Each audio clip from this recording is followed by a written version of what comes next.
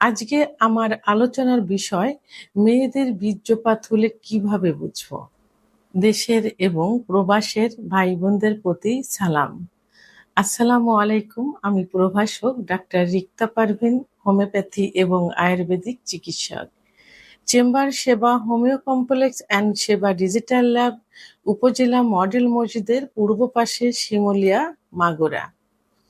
আজকে আমার আলোচনার বিষয় মেয়েদের বীর্যপাত হলে কিভাবে বুঝবো। অনেক পুরুষ কমেন্ট করে থাকেন, অনেক স্বামী কমেন্ট করে থাকেন যে তার স্ত্রীর বীর্যপাত হয়, আমরা কি করে বুঝবো। মেয়েদের বীর্যপাত এটাকে কি বলে? এটাকে ফিমেল ইজাকুলেশন বলে, অর্থাৎ এটা মেডিকেলের ভাষায় ফিমেল ইজাকুলেশন। যৌন উত্তেজনার সময় যোনির ভিতরে থাকা যে স্কিন থাকে, সেই স্কিন গ্রন্থি থেকে তরল রস বের হয়ে আসা, এটাই হলো বীর্যপাত। এই বীর্যপাতের মহিলাদের যে বীর্যপাত, এই বীর্যপাতের কালারটা অনেক সময় কিন্তু স্বচ্ছ হয়ে থাকে, প্রসাব মিশ্রিতর মতো হয়ে থাকে, প্রসাবের মতো হয়ে থাকে। আবার অনেক সময় কিন্তু দুধের মতো সাদা হতে পারে। মহিলাদের যে বীর্যপাতটা হয়ে থাকে সেটা কালারটা দুধের মতো সাদা হয়, অনেক সময় প্রসাবের মতো কিন্তু হয়। তাহলে আমরা কিভাবে বুঝবো যে মহিলাদের বীর্যপাত হয়েছে? তো এই বুঝার কিছু উপায় আছে। উপায়টা হলো যে হঠাৎ করে দেখা যাবে যে যোনিপথের ভিতর থেকে তরল রস নিঃসরণ হচ্ছে। এই রসটা অনেকটা দেখা যায় যে দুধের মতো সাদা, ঘন যে দুধ থাকে দুধের মতো সাদা। আবার অনেকটা দেখা যায় যে প্রসাবের মতো স্বচ্ছ। অনেক সময় ছিটকে যেয়ে কিন্তু এটা পড়ে, অর্থাৎ প্রসাব যেভাবে হয় এভাবে ছিটকে যেও কিন্তু অনেক সময় পড়তে পারে। এবং পরিমাণে কমও হতে পারে, বেশিও হতে পারে। গন্ধ এবং রং এর এর গন্ধ কিন্তু সেভাবে থাকে না, অর্থাৎ প্রসাবের মতো ঝাঁঝালো কোনো গন্ধ থাকে না। এর কালারটা দুধের মতো বা স্বচ্ছ, দুধের মতো হয়, আবার অনেক সময় স্বচ্ছ হয়। আর এর অনুভূতিটা কিরকম হয়? অর্গাজমের সময় বোঝা যায় যে মেয়েদের যখন বীর্যপাত হবে তখন বোঝা যায় যে এরা চরম সুখ অনুভব করছে, অর্থাৎ অর্গাজম, অর্থাৎ চরম সুখ অনুভব করে। কেউ দেখা যায় যে বেডে একদম নিস্তেজ হয়ে ক্লান্ত হয়ে পড়ে থাকে। আবার কেউ বিভিন্ন ভঙ্গি দেখায়, তার পার্টনার স্বামীকে জড়িয়ে ধরে। অনেক সময় দেখা যায় যে হাতে মুখে কিন্তু কামড় মেরে দেয়, আবার অনেক সময় উচ্চ স্বরে কিন্তু উহা শব্দ কিন্তু করতে থাকে। এগুলো থেকে কনফার্ম হওয়া যায় যে তার ওয়াইফের বীর্যপাত হয়েছে। অর্থাৎ এটি কি সবার ক্ষেত্রে হয়? অনেকের কিন্তু প্রশ্ন থাকে যে এটা কি সবার ক্ষেত্রে হয়ে থাকে। আসলে এটি সবার ক্ষেত্রে হয় না। শতকরা দেখা যায় যে 10 থেকে 15 জনের মধ্যে এটি হয়ে থাকে। কারণ মহিলাদের সেক্স কিন্তু লুকায়িত থাকে। তাদের সেক্স উত্তেজনা উঠাতে সময় লাগে। কোনো মেয়েদের দেখা যায় যে 10 থেকে 15 মিনিট সময় লাগে, কোনো মেয়েদের 30 থেকে 35 মিনিটও সময় লেগে থাকে। তো অনেক স্বামীর পক্ষেই কিন্তু এই সেক্স উত্তেজনা উঠানো বা অর্গাজম বা বীর্যপাত ঘটানো কিন্তু সম্ভব হয় না। কারণ অধিকাংশ পুরুষেরই কিন্তু আম অল্প সময়ের মধ্যে বীর্যপাত হয়ে যায়।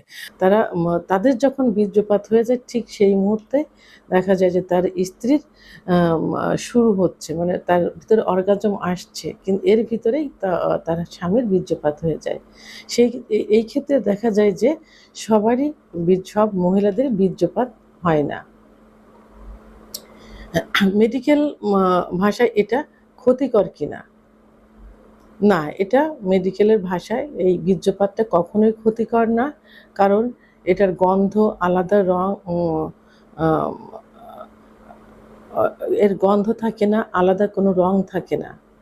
সেহেতু এটা ক্ষতিকর না। ক্ষতিকর তখনই হবে যদি তার মানে আলাদা একটা গন্ধ হয়, মানে আষ্টে আষ্টে মাছের যে একটা গন্ধ থাকে এরকম একটা গন্ধ যদি হয়ে থাকে, এবং যদি সহবাসের সময় ভিতরে বীর্যপাত হওয়ার পরে যদি জ্বালাপোড়া করে, ব্যথা অনুভব করে, এবং যদি সেখান থেকে রক্তের মতো কিছু লালচে বের হয় তখনই এটা ক্ষতিকর হয়ে থাকে। তো আর নর্মালভাবে এটা ক্ষতিকর নয়, এটা সুখটা বয়ে আনে, স্বামী স্ত্রীর সম্পর্কটা আরও মজবুত করে, ভালো করে চাহিদাটা স্ত্রীর প্রতি স্বামীর চাহিদাটা বাড়িয়ে দেয়, স্বামীর প্রতি স্ত্রীর চাহিদাটা বাড়িয়ে দেয়। ইসলামিক এবং সামাজিক দৃষ্টিকোণ থেকে কি বলা হয়েছে, যে ইসলামিক দৃষ্টিকোণ থেকে যদি মহিলাদের বীর্যপাত হয় তাহলে এটি হাজ্জাতুল আকবর অর্থাৎ ফরজ গোসল করা।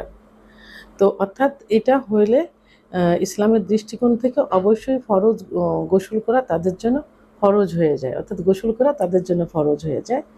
আর সামাজিক দৃষ্টিকোণ থেকে যে স্বামী স্ত্রী সহবাস করার পর যদি তারা গোসল না করে তাহলে অনেকে কিন্তু তাদেরকে একটু না অনেকটাই খারাপ দৃষ্টিতে দেখেন, কারণ তারা অনেক কিছু সকালে ঘুম থেকে উঠে যে কি নাপাক মনে হয়, নাপাক মনে করে, নাপাকি সেটা হয়, তারা নামাজ পড়তে পারবে না, রোজা রাখতে পারবে না, প্লাস দেখা যায় যে ঘরের কিছু জিনিসপত্রে হাত দেওয়া যায় না, অর্থাৎ শুভ কোনো কাজ কিন্তু তারা করতে পারে না সামাজিক দৃষ্টিকোণ থেকে। তো এই জন্য ইসলামিক যে নিয়মটা আছে সেই নিয়মটা সহবাসের পর স্বামী স্ত্রী বীর্যপাত হওয়ার পরে অবশ্যই গোসল করে নিতে হবে, তাহলে সামাজিকভাবে এবং ইসলামিকভাবে সে সুস্থ এবং স্বাভাবিক থাকবে। তো এখন সর্বশেষ একটা কথাই বলবো, যে মেয়েদেরও কিন্তু বীর্যপাত হয়, এটা অনেকে বুঝতে চায় না, বুঝতে পারে না, এবং এটাই কিন্তু চরম সুখ কিন্তু। আর এই সুখটা সব পুরুষে দিতে পারে না, কিছু কিছু পুরুষ এই সুখটা দিতে পারে যারা দীর্ঘ সময় সহবাসে লিপ্ত থাকতে পারে। আর এই বীর্যপাত ঘটানোর জন্যই কিন্তু মেয়েরা দীর্ঘ সময় সহবাস করাকে পছন্দ করে, দীর্ঘ সময় ফোরপ্লে সহ দীর্ঘ সময় সহবাস, কারণ দীর্ঘ সময় সহবাস করলেই সেই মহিলাকে বীর্যপাত ঘটানো সম্ভব হয়, এবং তখনই স্বামী স্ত্রীর সম্পর্কটা মধুর হয়, এবং সে মেয়েটা তার স্বামীর কি থাকে বাধ্য থাকে, কারণ মেয়েরা টাকা পয়সা বাড়ি গাড়ি কিন্তু চায় না, চায় স্বামীর ভালোবাসা। ভিডিওটি সম্পর্কে যদি কোনো মতামত থেকে থাকে অবশ্যই কমেন্টের মাধ্যমে জানাবেন, আর ভিডিওটি ভালো লাগলে লাইক কমেন্ট সাবস্ক্রাইব করে আমার সঙ্গে থাকুন। আল্লাহ হাফেজ।